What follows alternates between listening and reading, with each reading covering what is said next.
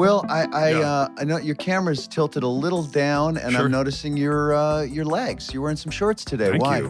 Why? By the way, It's first of all, let me just say 40 thank you. degrees outside. Thank you so much. Why do you I wear appreciate shorts? the compliment. Have you not been outside the house to do drop-off at all Man, today? Thanks again. I just want to say, for me, it's hard to take so much credit. Obviously, the man upstairs sculpted these babies, but... Wait, you live in a duplex?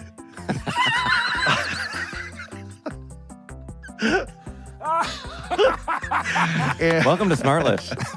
Wow.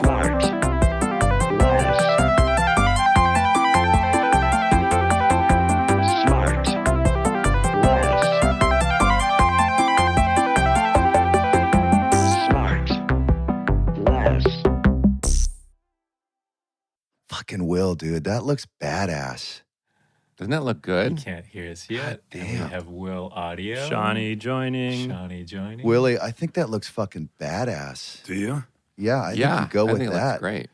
We are rolling. Surprise guest, give us a little clap if you don't mind. All right, There we we're go. rolling. Oh, jewelry. Have Guys, fun. I might do it. I was doing a little test for this new thing I'm doing, and I might do it. I might do it. I might keep it. I don't know. I think that's the winner right there. Yeah. Mate, Jesus. it's Look all at the about... fucking bone structure. How do you get fucking bone structure with a haircut? I don't know, man. I guess it's just... hang on. I looked it up before. Genetics. Genetic. Sorry. I It's was really good. Fucking great. Really good. I love seeing you, JB, in the full vest, in the down vest Just this coming morning. off the slopes there. Oh, no, this is just carpool drop off, or whatever you call it, school drop off. What are these kids? What are my kids' names? Yeah, I know. What's the young one? Tell me the That's young your- one's name. That's Maple's the name- That's the young Maple. one. Yeah, That's your this- drop off. Fresh back from drop off. Yeah, this is post drop off, pre shower, pre G4 handsome golf outfit. Oh, so you do Oh, have golf God. today. So you're going to take a shower before? I will be taking a shower. Yes, getting it all nice and powder dry, clean. You know our buddy Skip Bronson. Skip Bronson saw him yeah. yesterday swinging it over there. At, He claimed that we're the Visor twins because you and I. I do like a visor. Yeah. I like a visor because I feel like Me this too. big dumb head of crazy hair can't fit into a cap nowadays. I like your new look, by the way. We were talking about it, Jay. Your new look is sort of rugged, right? They were both Sean? trying on some new looks for parts coming up. know. I'm supposed to be looking like a ex-drummer, drug addict loser, and I'm really kind of nailing it with this stupid long hair I and look like I'm facial playing hair. a hooligan, like a soccer hooligan. Yeah, yeah. You know what I mean? What do I look like I'm playing? Now, you look like you're careful, playing Will. like a Be nice, Will. like a 53-year-old Illinois house husband. Yeah, it's a family after-school special about a 50-year-old that's going back to elementary school because he That's just didn't right. get fifth grade right. And body swaps. There's going to be a body swap, Oh, right? there's gonna be. I love a body swap. JB's done He's got a body lunch swap. pail. Yeah, I did a body swap movie. Yeah. Me and Ryan Reynolds pissed into a magic fountain, and Yeah. you know what happens. And then you decided to do a movie together. What happened? Will. This guy, he's really on me today. He's getting know. me, huh? Sean, you got some text coming through. Sean, you want to just Yeah, take care of sorry, no, that? I'm Sean. trying to find the photo of Ordering me lunch? with my shaved head. What do you? I can't find it. Are you advertising for Brentwood Country Mart? What is that? What are you just saying? This is where I like to eat most. Hey, welcome back to #relatable. This week we're going over markets. Anybody can go to the Brentwood Country Mart. It's fantastic. Is that their tagline? It's Yeah. fantastic. Boy, they didn't put a lot of thought into that. It's terrific. It is It's terrific. dynamite. It is very good. All right, I do Will, want to. what do you speak got about today? Dynamite. I want to speak about Dynamite because our guest today is nothing. Is dynamite?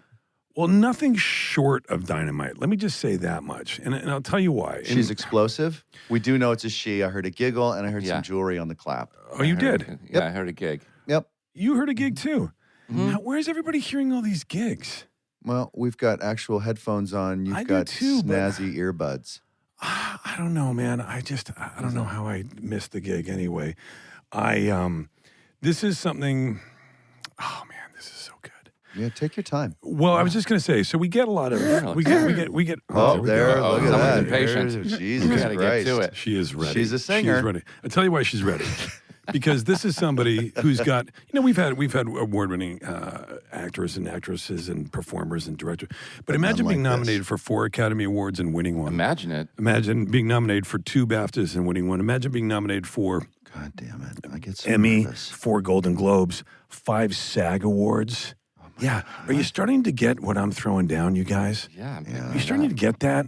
Because this person has done some of the greatest, biggest films of all time, some of the most cool, independent films, thought-provoking films. She's done it all.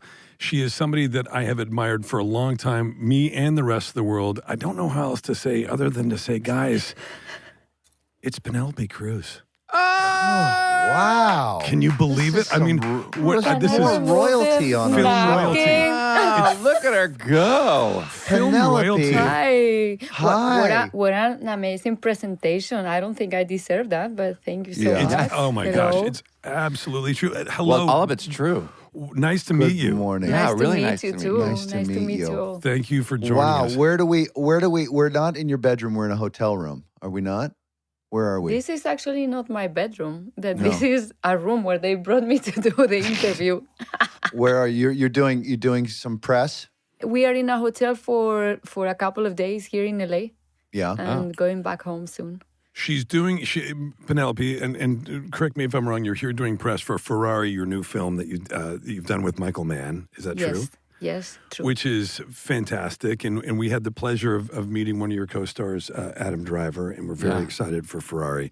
Yeah, I can't wait to see it. But I'm really excited to talk to you, Penelope, about just what an incredibly diverse career that you've had, that you've carved out. And I kind of want to touch on something. I'm so excited you're here, by the way. I want to talk me too. about... This is wild. There's a Thank story you so that I much. picked up on. I saw an interview you did with Terry Gross on Fresh Air, and it really piqued my interest. And guys, I don't know if you know this, and I'd love for you to speak to this. You talk about you were a big fan of Pedro Almodóvar, right? Yes. Fantastic fan, the great Spanish filmmaker.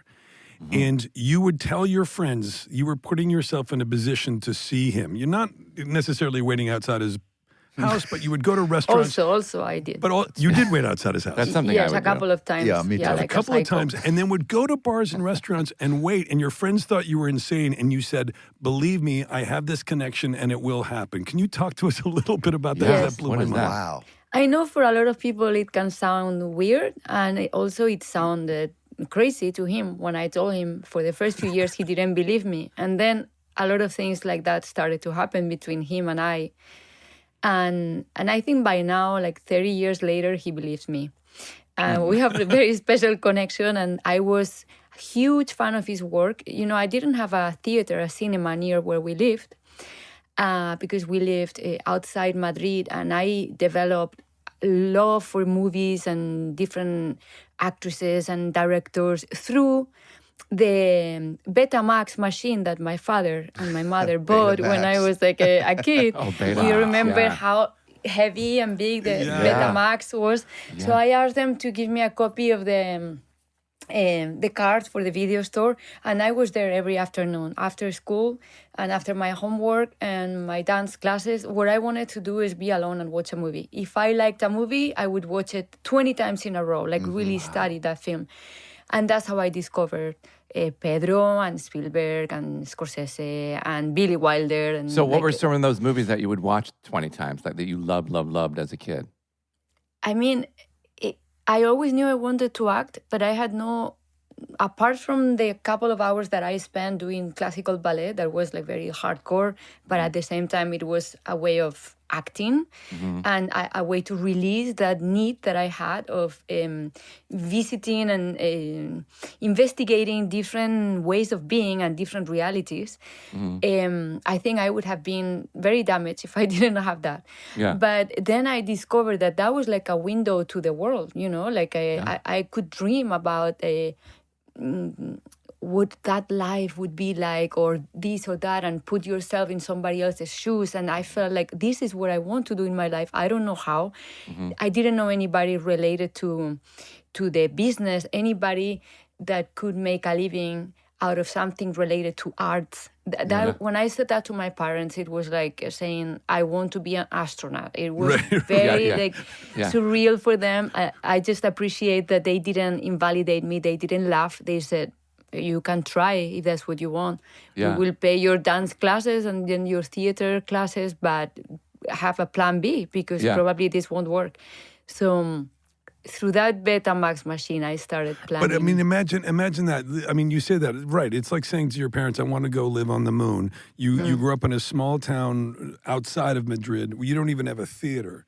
And all your connection to films is through renting Betamax tapes. Yes. And then you have this dream, and lots of people have dreams that I want to do this, I want to do that. But the follow through is so precise to the point that you're like, you identify, well, Sean had asked, like, what were the films that really inspired you? And I do want to get to that. But you identify specifically as you get older that you know that you want to connect to Pedro. Yes. And that you're like, the follow through, and like you said, for some people it might seem weird, but you knew that there was something there. You thought you were pretty confident that, like, once he meets me, I know we're going to have a connection. He seems like the kind of guy I would get along with, and you just put yourself in front of him? Not because I thought I was good, just because I thought that he saw the world in a very similar way to the way that I saw it since I was a little girl. And actually I got into one of the sets without permission when I was 14, and he was doing when I was like 15, 16, he was doing high heels, and he was shooting with Victoria Abril, one of my favorite actresses, and I just walked in. Nobody stopped me. I sat very close to the monitor. Nobody said anything. Oh my God. And he looked at me, and I said, oh my God, he's going to say something. He just looked at me for a few seconds oh, do I know you? We know each other. That was enough for me for that day to be able to spy, and be there for a couple of hours. But then because he was the one, like you said before, such a specific dream. He was the one that I wanted to meet, to thank, and to be able to maybe one day work with him.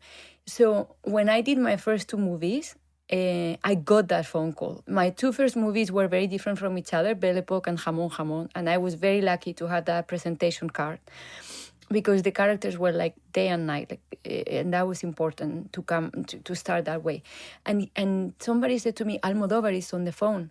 And I was drying my hair, preparing for classes, and I said, yeah, right. Almodóvar is on the phone.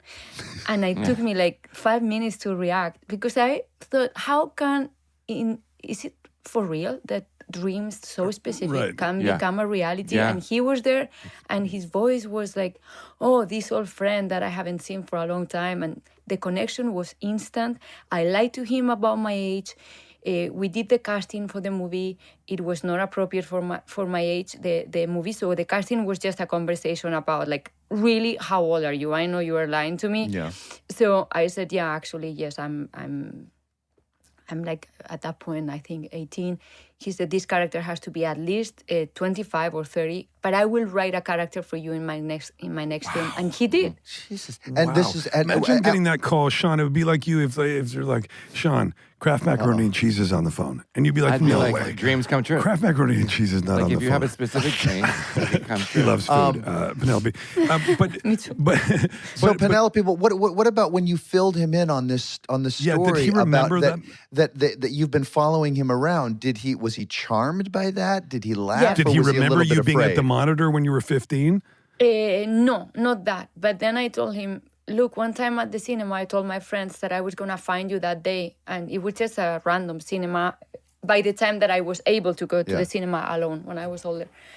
And my friend couldn't believe it because by the end of the movie, we came out and he was there in the street. And a lot of things like that. At the beginning, he was looking at me like, yeah, right. Yeah. Okay, you are very young and you are believing all this. But now he does. You can ask him, and now he does. Like, these things happen between him and I. That's cool. So how many films have you done with him now? 7. Yes. 7. And I hope many more. I just talked to him this morning. Wow, that's amazing. He's one of the greatest. He's one of the loves of my life, He's much more than a director I work with. He's family. Yeah. And Sure, he of is course. hilarious, and you have to invite him Yeah. Oh, we here would because be- he I will mean, make you laugh so much. It would be like yeah. a dream come true. He's one of the great directors, and he's one of the great imaginations, one of the great storytellers. And then the guys know I don't use that term lightly. Wow. But before you worked with him, you had done 2 films, right? Before you worked with Pedro. Yeah. What was it like at that point? What were the opportunities like in Spain for you at that point in the Spanish film industry? Was there a lot going on? Was it robust? Was it difficult? It was like a miracle that, that I found my agent. When I found my agent, she's now 83, and we've been together since I was 14, I love that. 15. The first time I went to see her, she sent me home. She said, "What are you doing here? You're too young. Please go away." I came back the week after. She said the same thing to me. I came back the week after. And then I asked her to let me do an improv where I could just play somebody that was very angry. and in my improv, I was actually an actress that was talking about her dreams and was asking for an opportunity, even if I was young. And then I was the only person that she picked that year to be represented. And out of 300 people, and we're still together, and I love her so amazing. much. She started to send me to castings, and to my surprise, I got a yes as an answer. I could not believe it. It was a big surprise Penelope, to me. all the dreams that you had about, I hope it happens. I want to meet Pedro. I want my career to take off. I wanted all the dreams you had, all the aspirations that you had. You now, I would assume, have them even bigger than you even dreamed back then. Yeah. Is it what you thought it would be? Do you tell? What's your favorite part about what has become, and what part of it did you not anticipate coming and you could kind of do without? That part is, I didn't think it would be bad like that. Like, what's your favorite part? What's your least favorite part? My favorite part about this profession, and the one that gives me a real happiness that can last and that is based on hard work and the values that I think my parents taught me, is the part that you are new each time you are starting from zero. You never get to a place where you feel you have things under control. You are like a constant student. You're never gonna do the same role twice, or well, maybe you will, but that's a different story. And but you are gonna be challenged each time and have fear each time. And I feel like we could have this conversation when I'm 90 and I would still feel the same way. Yeah. And I feel that's good for me. It's good for my mental health. It keeps me sane. Humbling. It keeps me humble because it's about the learning process. It's about how we really are just one more piece of the puzzle when we are on the set. We cannot do this work alone. And this is amazing about me, about my profession. And I realize is what attracted me to it from day one. The thing that I was surprised is that there was the element of attraction to fame. When I was a teenager, I thought like, wow, like really? Me? They are saying this or that about. So you get kind of a dopamine high from it, especially if you are very young, but that doesn't last. That goes away. And if you are evolving in a good way and you have a family around you that is going to be telling you the truth and cutting all the bullshit. And on top of that, you become a mother when, of course, you will never see yourself as the first of the line ever again. Right. The priorities will change immediately for the rest of your life. You're not the number one on the call sheet at home. Yeah. You know what I mean? Never. But for the rest of my life, I will never be, and I don't want to. And that's the biggest amount of happiness in my life comes from that.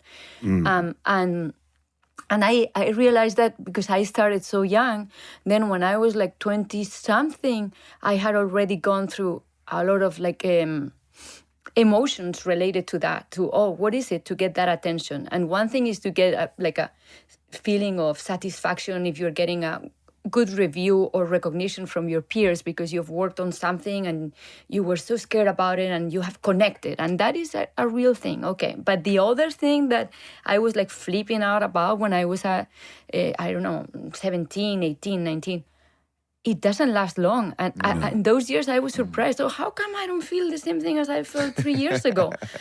That doesn't last forever? No, it lasts very little. Is like a friend of mine, a psychiatrist friend of mine was saying, it's actually one...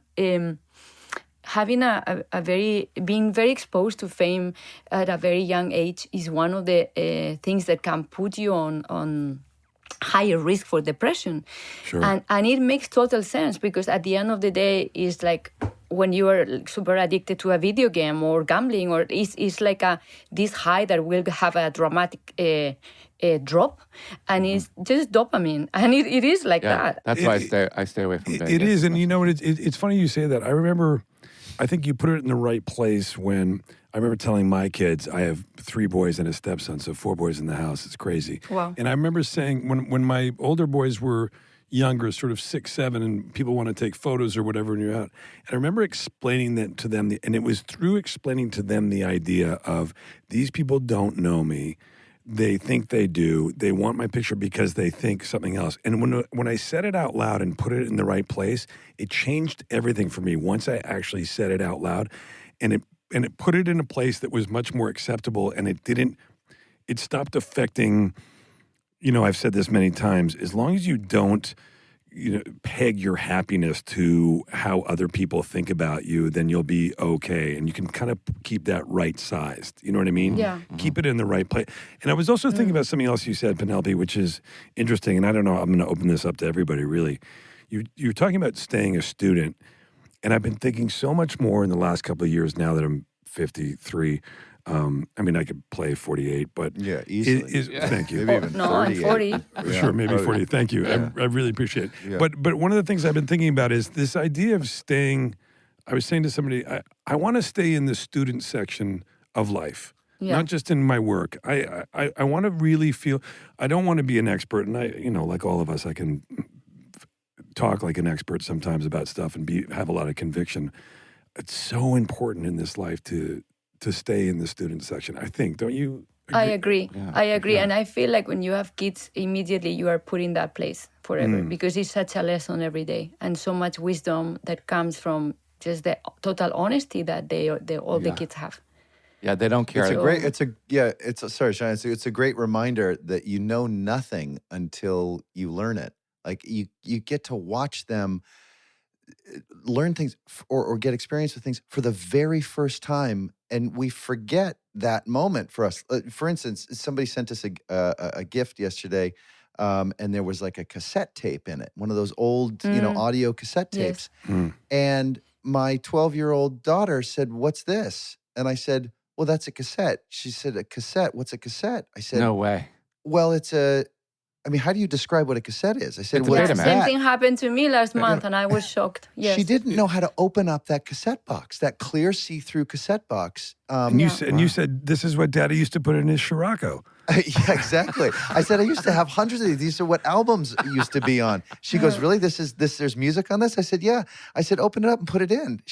It took Put it in her what? 5 minutes. How did you have a? There was thing a to little. play? There was a little like a Walkman that came with the gift. No way. And it took her 5 minutes to open up. I finally had to take it from her. I said, "Let me show you how to open." She almost broke it. She didn't know how to open up the clear. Anyway, so it's a great reminder Same that thing you happened just to me. don't realize what you don't know if you don't keep up your radar that you're willing to learn.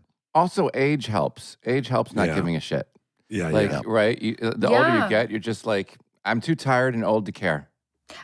Well, you maybe start caring about things that are actually important and not the other For things sure. that are related about how you are perceived For sure. by people that you don't know, which is different than, of course, if you have a job like the one that we have.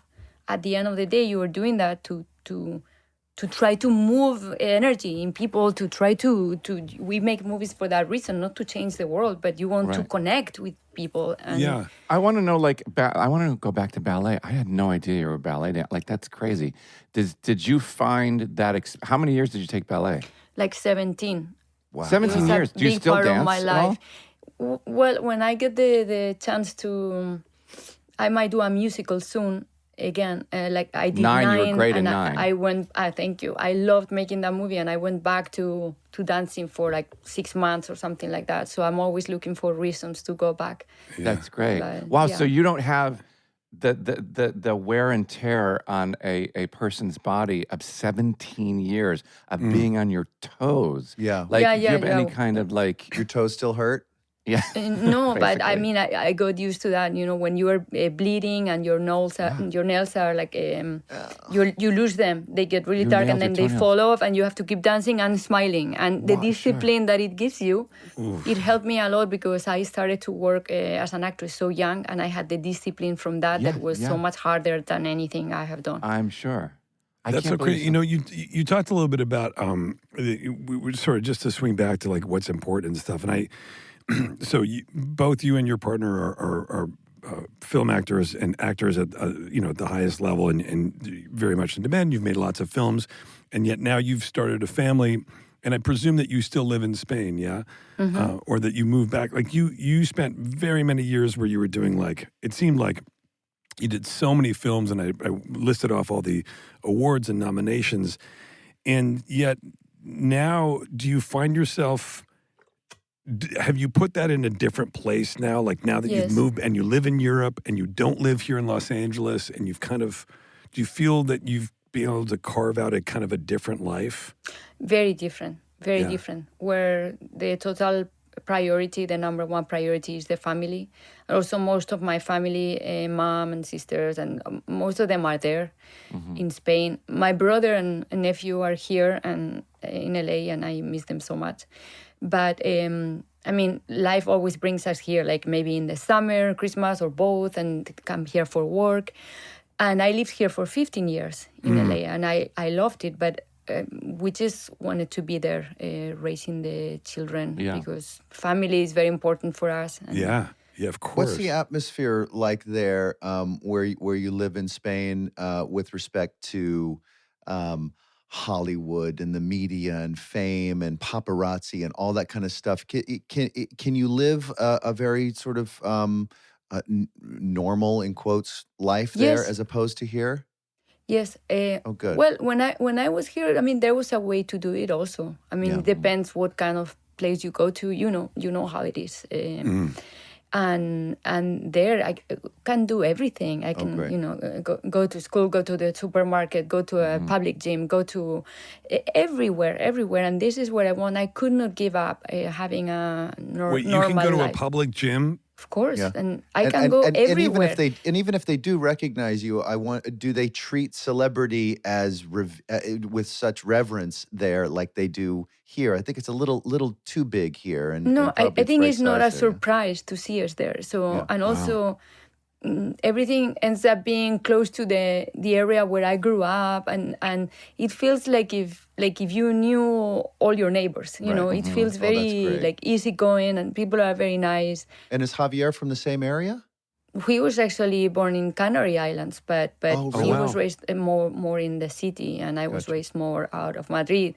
But also in LA, I had no problems where I lived here, and I feel like it's more like choosing where you go to. If you're gonna go to a place looking for attention, or you go to a place so you can live your And day. it's the vibe. It's the vibe you put out too, right? It's Also. like And also what you wear too. Like if you look all great and fabulous, or if you look like you're trying to hide with a hat and big glasses, you stand out like a sore thumb. Draw more attention. Yeah, but if you just like there's no hiding whatsoever, it's just a little sweatshirt or something. Well, we had a guest on, one of our guests who's a friend of the show. I won't name him, but he had years ago. I'd gone to his house. One of the biggest film actors on the planet, and we went to his house, and he said, and I was giving him a lift home, and we get to his gate that was barely like a gate, and then he said, just punch in the code. I said, what's the code for the 2468? I said, come on, man, no, 2468, and then you could walk around it if you want. We get up to his house.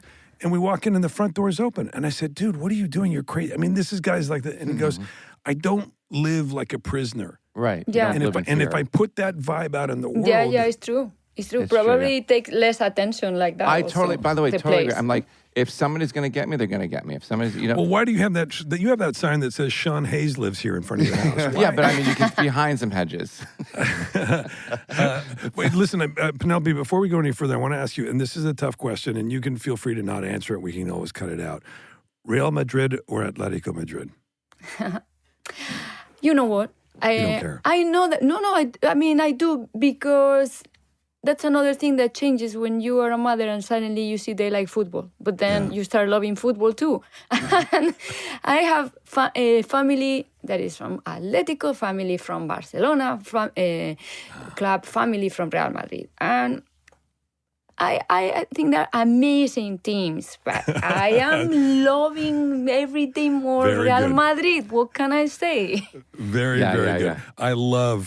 I'm a huge football fan, and I'm obsessed, and actually like both those Yeah. teams as well. They have great players. We're recording this right around the holiday season, and are you a big holiday fan? Do you love Christmas, or I don't know what you guys celebrate? Do you guys go skiing? Do you like the beach instead? It's just about being with the family, and since I have my kids, I really see I get to experience again Christmas like when I was little, and it's like having a second chance, like to experience it, to experience that magic, and it's incredible. Of course. I love it again so much. For a few years, it was just like one more part of the year, but now it's a big deal. It's become a big deal. My 3-year-old this morning, he was saying that he wanted to get this truck. It was like a crane thing, and I said, okay, well, we'll see if Santa comes. And he goes, no, you buy it. And I said, no. We're gonna see if Santa goes. Dada, you buy it. But how old is he? He's 3.5. Yeah. Now, what do you young. think? What do you Too think young, is but- what do you think is too old to be still in the Santa world? I'm saying this gently because I don't know how young our listeners are. I feel it's when they're ready. Yeah, when they're ready. When they're ready, and maybe your son is ready now at know, 3. does it I don't know. happen? It's a little shocking, but when they're ready, they're gonna ask in a different way. He doesn't think that I'm Santa. No. He's just saying that he doesn't want to wait for Santa. Look at this guy. Oh, Adorable. was he on the potty there? Adorable. I love He's it. on the potty. He looks very excited about his movement. Daddy, look! Believe me, I asked him this morning also, I'm not going to get to it in the week, but I asked him, who's the boss? And he said, me. I said, you're not the boss. Anyway. I remember in Christmas, like my mom used to get us so much more in debt than we already were. Christmas was like the number one thing in her life. She would max out her credit cards and mortgage the house just so we could have presents. And as I got older, I'm like, I don't know if this is the greatest business model for our home. Like maybe You're leaving us with another gift too, Mom. That's debt. Well, by the way, it's a very sort of it's very much symbolic of like sort of the age that we live in. You watch these ads now on TV, and they're all like, everybody's going to go to one of these big box stores, and they're like, well, Dad needs a CD player, my son needs a new big screen TV, and I'm like, what kind of money do people have that they're spending? Like, you know what I mean? Like they're having these huge. It seems crazy. Anyway, I don't want to. I also remember really quick, just while we're on the subject, my mom constantly with a cigarette hanging out of her mouth, constantly 24 hours a day, filling the stockings by the fire and then by the tree that was real with her lit cigarette, just putting stuff under the tree. That was my dad too. Really? Really? Smoking in the house, and doctors telling him you have to quit, and he was saying to us, "This is a complot of the family. It's not true that I have to quit. You are all talking to the doctors." What a character!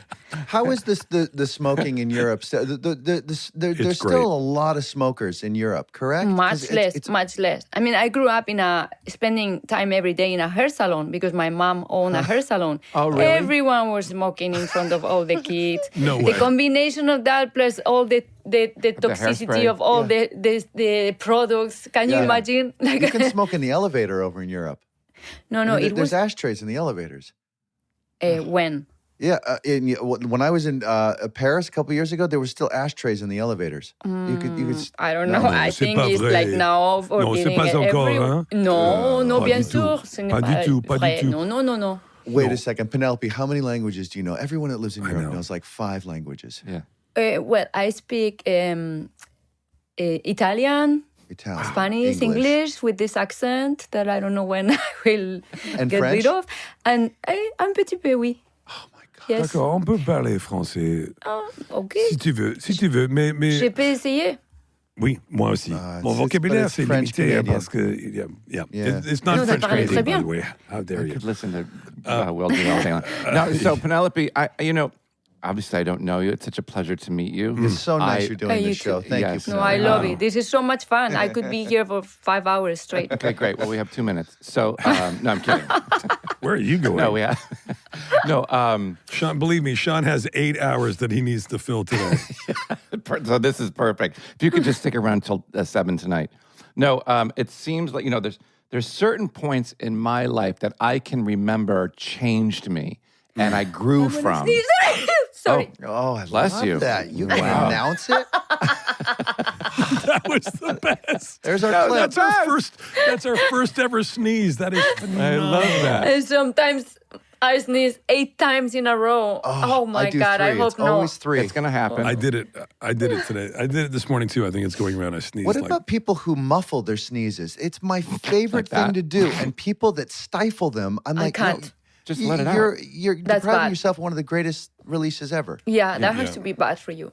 Yeah, it has to You be mean, that. sneeze edging is no good. All right, keep going, Sneeze Sean. edging. What was your Sean? Keep going. My thing was there's certain points in my life that I can recall changed me, where I grew from them, where I learned, and they were Fill in they were joke certain- here. they were experiences that made me grow up quickly, and realize and see things differently. And you seem like not knowing you seem like you have an amazing no bullshit meter. Like you're, Oh, thank you. That's a great you compliment. can call it out right away. Were there certain moments in your life that taught you that you can remember? You're like, you know what? Because of this experience, I have now changed, and I'm going to call you on that now, so it doesn't happen to me again. Yes. Few things, like crucial moments in my life that I remember that were like a turning point in terms that of made like, you oh, smarter. actually, you can respect yourself that much and it's okay. No, and it's not just okay. I feel so much happier. And moments like this are I feel like if you get to live a long life, those things you remember before you go, I'm sure. Yeah. Do you remember what some of those are, or those moments, if you want to share them? For example, working with Michael, I was very interesting that way because he's very, very tough.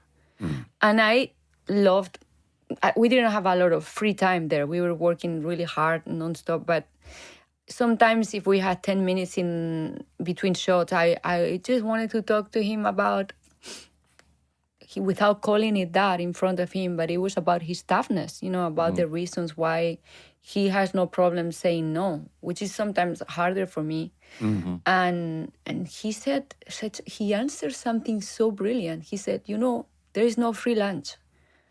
There is so much in that answer that I needed to hear. There's no free lunch? That advice. Yeah, there is no free lunch, meaning like I don't want to give a specific example, but there are times in your life when you have to say no to something, and so many justifications and but this, but that will make you say yes. You don't want to hurt somebody's feelings. You don't want to. No, it's too complicated.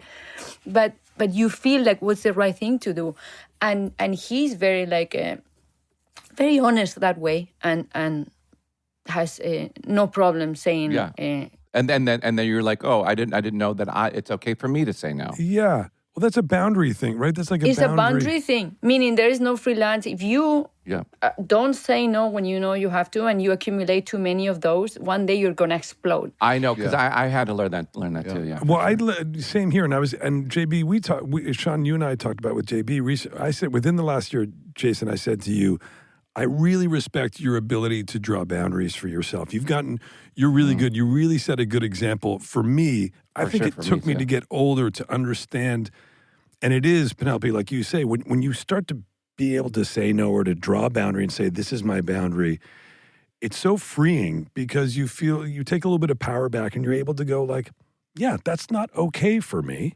Yeah. And then, It's very difficult to learn that. Yeah. Also, as an actress, starting very young, when you depend on others to say yes to you to work, and then you realize that, oh, maybe I have to say no, for example, to this project, and how can I allow myself to say no to that? That's also was a huge lesson. Yeah. One of the things, thank you for saying that, Will, but one of the things that I worry about is that I get meaner, or that people will think, he's being mean, or that's you do. right, or he's crankier. No. And while that might be the case, what hungry. it's to compensate for that, I have expanded my nice side. When there are moments that I feel like I should be nicer, or I should be generous in this moment, or do that thing, I end up doing more of those things and being nicer when it is time to be nice. So I see you making I've seen you making the effort lately. I swear to God. I'm not kidding. It's not about the no. It's about how you say the no. Yeah. How you say it, and what you're saying, Jason, is you're just more honest. Yeah. And that doesn't make you meaner. You're just more honest, because behind a lot of yeses that you don't want to say, there is a no. There is no way. I learned that lesson, and I'm not going back to where I was. Yeah. By the way, we are still owed 7 more sneezes. Yeah. I know, but it's not happening. We'll wait. One of our friends gave us a good tip. They said, because someone will ask you, hey, next month, would you mind coming over to my place and helping me out with such and such? You might say, sure, yeah, because it's a month away. The person, and then the day comes, and you're like, oh, I can't believe I said yes to that. This person said, here's what you do. You have to imagine that it's for tomorrow. If you don't want to do something tomorrow, that's your answer. Say no today. You just Right. imagine that it's tomorrow. Yeah. If you don't want to do it tomorrow, then go ahead and say no today. Yeah. Yeah. And you replace it with tomorrow. It's kind of a good. I want to ask you. This is going to be I'm veering way off topic, but It's going to ask you to do something in a few months, and just pretend. I'm just going to say no. Okay. Wes, let's see. Okay, it's a bag with 30 million euros in it, but I guess no. Listen, no, I was going to ask you about. I love Madrid. I've been there a few times. I think it's really such a phenomenal city, and I really love Spain. And one of my great nights that I had in Madrid was with an old friend of mine who lives there, who's lived there for 20, 25 years, different business, finance, good guy to know. But he took me out. We went for drinks, then we went to an Atletico Madrid game, and then we went for dinner. It was a Sunday night, and we sat down for dinner at about 11 p.m. Yeah. Oh, God, I'm out. And it was just starting to fill up. And the families, it was that very famous restaurant where everybody goes. I forget what it's called, but it's a very sort of fancy. And it was like, and I know that I don't know if the prince or the king still goes there, but he used to. It was like one of the, and the families would come in, 10 people in the family, the kids, everybody. I left at 1 o'clock because I had an early flight the next day, and I'm like, I can't believe Why is that? Why is it always so late? Like, it just sounds like a bunch of acid reflux. Yeah. That was my schedule before having a family. It was like normal to go to dinner at 10 with your friends, with family, but not. I mean, the schools in Spain start like early, like here, like around 8:30 or 8, and you can have that schedule. Maybe sometimes in the weekend, but that's more for single. Is Spain people. is like the other? I've never been to Spain, and I want to go really bad. You've never been? I wanna go. Is it kind of like? Is that the country or this side of the world that doesn't get dark until like 10 or 11 at night or something like that? Oh No, you got to go. Got to go north In the of that. summer, Penelope, I'm so in the sorry. summer we have light until 10. No way. In the summer we do. But the further north you go, Sean, Beautiful. the lighter it stays This is later. so. I'm Yeah, so Penelope, sorry. we're sorry. Penelope, This is a this little is so bit of a embarrassing. charity hire. No, Yeah, he wanted to get into Just radio. wants to experience the light of Madrid in the summer. So, Penelope, now here you are. You're here in America, and you're doing all this stuff for Ferrari, which is phenomenal. First of all, Michael Mann, of course, one of the all-time great directors. But you're here. You're in America, and you're doing all the stuff that goes with that. Yeah, this is what I love. The press tour, which includes talking to us, I imagine. But What is that like for you? Like, how do you sort of gear up for that with your life and everything that's going on and with the kids? And you got to go like, all right, I got to go do all the junkets. Turn it on. I got to. Do you like that stuff, or is it okay? As you know, is part of it, and I just do like very short trips. Like went to New York for 1 day for the Gotham Awards, and then back home, and then London 1.5 days back home. Now we're here for a couple of days. I'd rather do it like this, than putting together a long trip. And ideally, would you do one job a year or 2 jobs a year? Yeah. Or do you try to?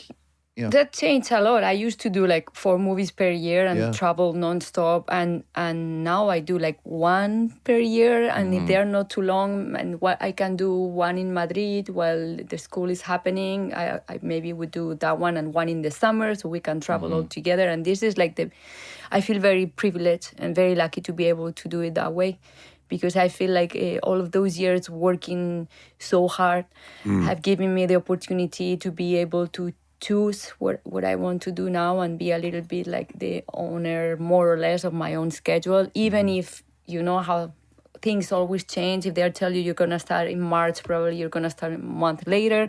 Yeah. But even like counting with that and knowing that will always be the nature of our profession, feeling like I kind of own a big part of my time is such a blessing. Yeah, it's such a blessing because, like I told you before, my priority is raising my children. So, and I feel so lucky that I can combine that with my work. Yeah, it's so cool to be able to shift that perspective from when you're younger and you're, like you were saying, like you're trying to make a mark, you're trying to do as much stuff as you can. You want to work with directors, you want to work on different projects. And then you get older and you're like, yeah, that stuff's not as important to me anymore. I mean, it's a luxury, obviously, but... Yeah, it is. It is. I mean, I don't take it for granted, and I also still love so much like preparing a character, the research process, and being on the set, and the creativity, and how that makes me feel like searching for answers. And I still feel like the little girl that was watching the Betamax. What was your first Hollywood film? What was your first big? It was Stephen Frears, a movie called High-Low Country, and I was obsessed with him because of The Grifters and Dangerous Liaison. So that was also a phone call that made me so happy. Can I ask you a dorky actor question? Because you're such a great actor. You're very... And you too. Thank you so much. No, you really are. I find myself when I watch you play a character, I'm leaning in, I'm trying to read your mind. Sure. You're not, it's great. You don't help the audience. You're very internal, and that's my favorite kind. But I think sometimes that it would be hard for me to manage that kind of subtlety if with an accent. I wonder if I would be, is it easier for you when you're playing a character that's speaking Spanish versus English? Because oftentimes the difference between a good performance and a bad performance will be in the way in which lines are said, in the meter, and what, like, you can say, I love you a million different ways. And an accent can change what an intention sounds like. I love you. I love you. I love you. Like, and oftentimes an accent is that. We're going to go a different way. The rhythm of something. Do you have to manage that at all? Do you even think about it? So I think about it a lot because I feel very lucky that I'm able to do movies in 4 languages and a lot of different accents. For example, with the Spanish language, a lot of different accents. Yeah. And I feel like it's sometimes... I don't want to call it a disadvantage to have an accent, because at the end of the day, for me in my career, it has given me more advantages than the opposite, because really? it has opened so many doors to be able to play so many different nationalities. And I don't know that I could, now like get to play a character that has English as her first language. And maybe someday we could get to that. But would I change that by not being able to play an Italian or French or all the characters that I can play in English that can be from so many nationalities, but like I said, maybe English is not their first language. When I'm working in Spanish, of course, there's going to be like a freedom that you're not going to have when you are working in a different language. But it's not always that way, because sometimes when I'm working with a different language or accent, I don't hear myself, I don't recognize myself. And that already gives me a space, a distance between myself to create somebody new that actually is very helpful for me. So, I mean, I keep working. I'm always with a dialect coach in my life. Lately, I work a lot with Tim Monick, who is... I feel like I've heard of him. Is incredible. Yeah. And I've had so many teachers in for all different languages and accents, or go to the place and spend time there. And you feel like you have as much control over your intention when you're reading a line, even though you might be working with an accent, versus the kind of control you have when you're working in Spanish. You feel like it's equal enough?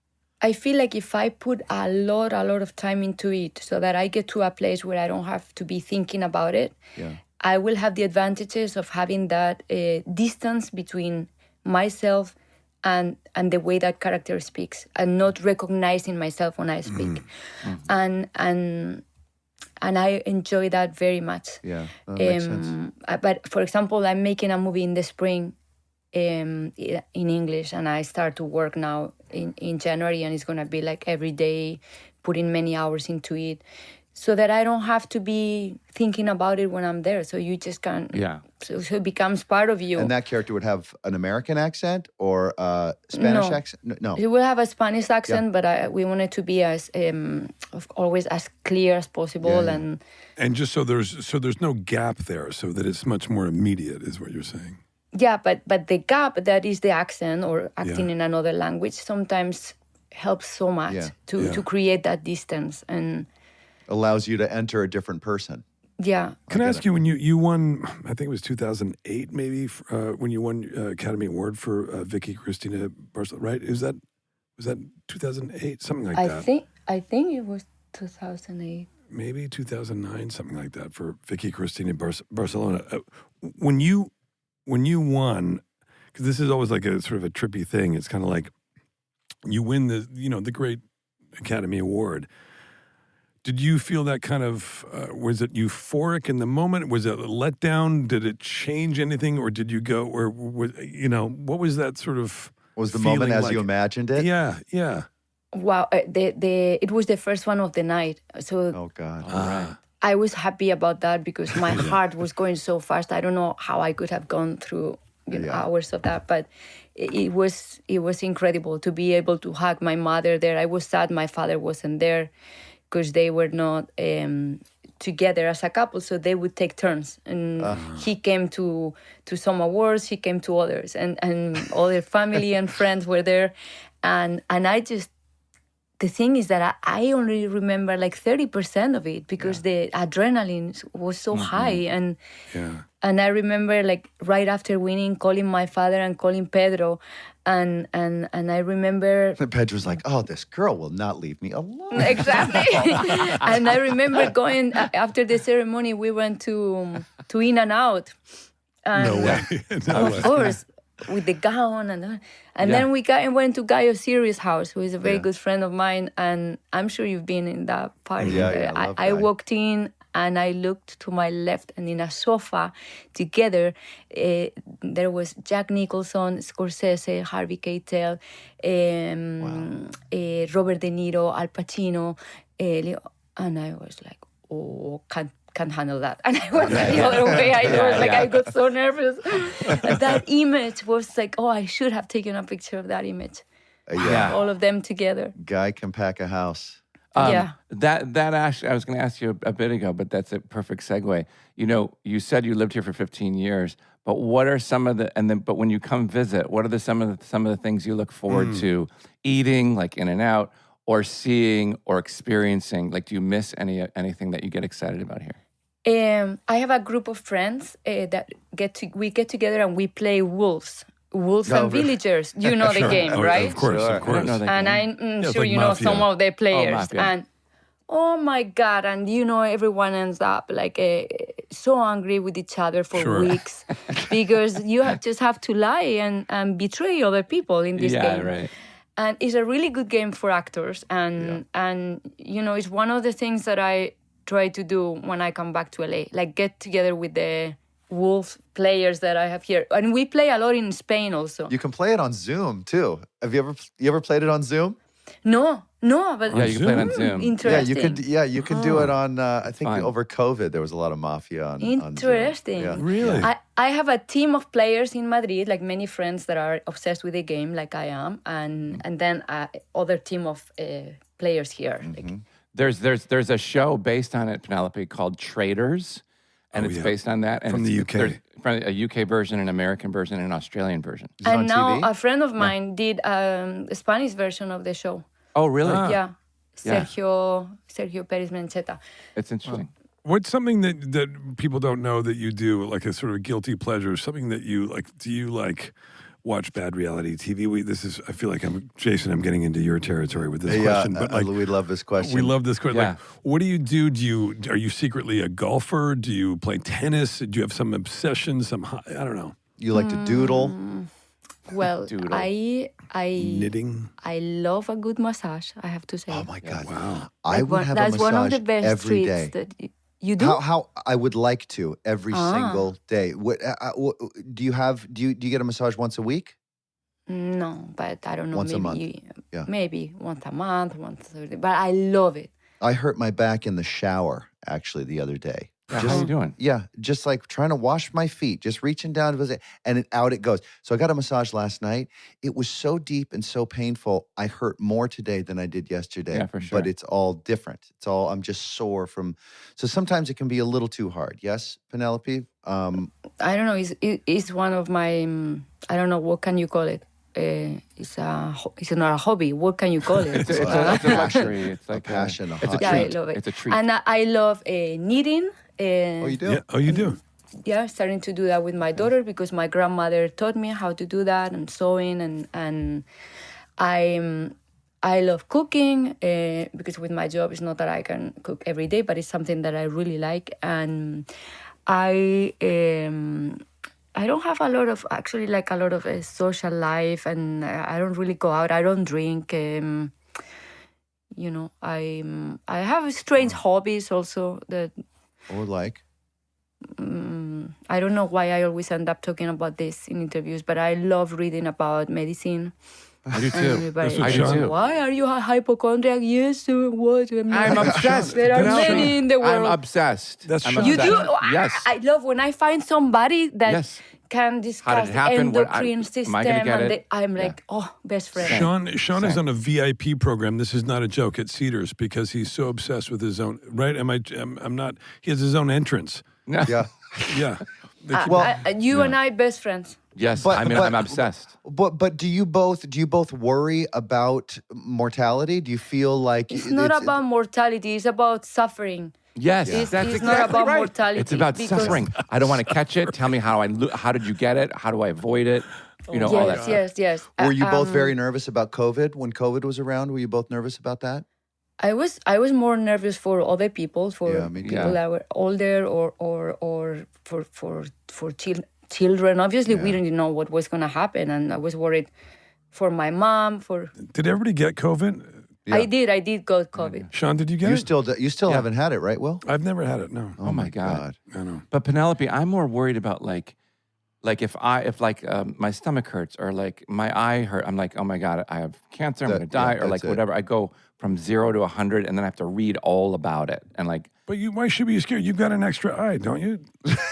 The thing is that you have to know where to read it, and when you do this, you end up knowing where to go. It's not like doesn't it happen to you like if you go to the doctor with the right questions, and they tell you you're not one of those that is reading everything on the internet, I and know. it's like, well, depends. If you go to the right places, you actually can come here with the right guess what the questions. doctor's doing? The doctor's It doesn't doing the mean same you go thing. to the doctor with the answers, but you go with the right questions, and questions. sometimes they don't like that. That's Uh-huh. right. That's right. My doctor is like, yeah, look it up online. He always says that. Does he really? He does. Sounds pretty lazy. If you bring, No, he's if like, you look bring it up, or take a picture and text it to me. That's what he says. So I do that. Well, listen, Penelope, we have taken up way too much of your Yes. time. It's such an honor having you here and to join us. And Yeah, to talk so with nice you. of you to join I us. love this. You said earlier to me that I need to experience the light of Madrid, and I think I just did. Yeah. Oh no, I had so much fun Yeah. talking to you. Right, I feel it's too short. You shined your light on us. It is too short. I had so much fun in this conversation. We'll continue it in Madrid. Next time we're down to Madrid, Next we're going to time, look yeah, you up. We're going to have an 11 p.m. dinner on a Sunday night. You're gonna cook for us. Yes, I will if you want. I Yes. would love that. We'll do it. Well, listen, continued success, really, and congratulations your and trip. everything. Enjoy your trip, your holidays, get back to the And family. I can't wait for everything. Ferrari. I Yeah, can't we wait can't to- wait. Yeah, we're looking forward to that. Thank you so much. Yeah, we're such Thank fans. you. You're being really kind. Thank you so much. Thank you, Penelope. Thank you. Bye. Bye-bye. Bye. Fuck, I'm fucking, look at this. Oh, look at that. Penelope was so great, you're sweating. I know. That was, I mean, gosh, right? Yeah. Penelope Cruz. I didn't know I'm such a fan. I've never met her or anything, I didn't know what to expect.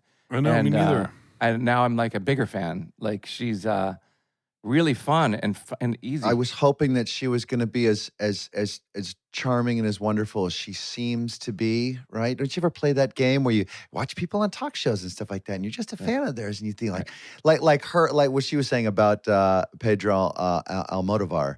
I think that's how you say his last name. Like she could just tell, boy, if we ever met, we'd really get along. I played that sometimes. I look at people, I was like, you know what? I bet she'd be awesome. And there I she think was. She was awesome. I think a lot of people do think that sometimes in the general public, and they're like psychotic a little bit, but she's not, because she's actually legitimately. Oh, you were great. getting a psycho vibe when you'd watch. Not from do her. stuff. I'm saying that the people, there are people who watch movies and go like, I would be best friends with Jason Bateman. I will go and wait for him. I will wait for him and we will be, you know what I mean? But Sean, you kind of said it like it's a little different when it's her.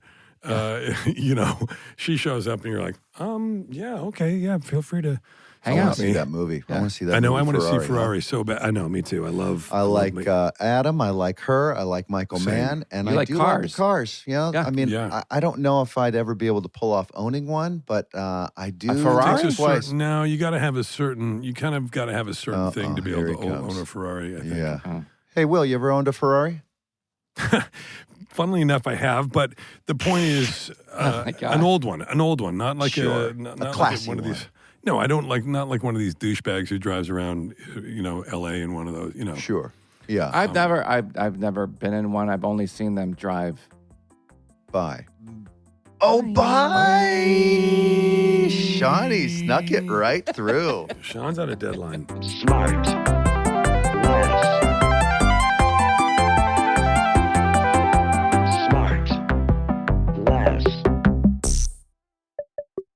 SmartLess is 100% organic and artisanally handcrafted by Michael Grant Terry, Rob Armjarv, and Bennett Barbago.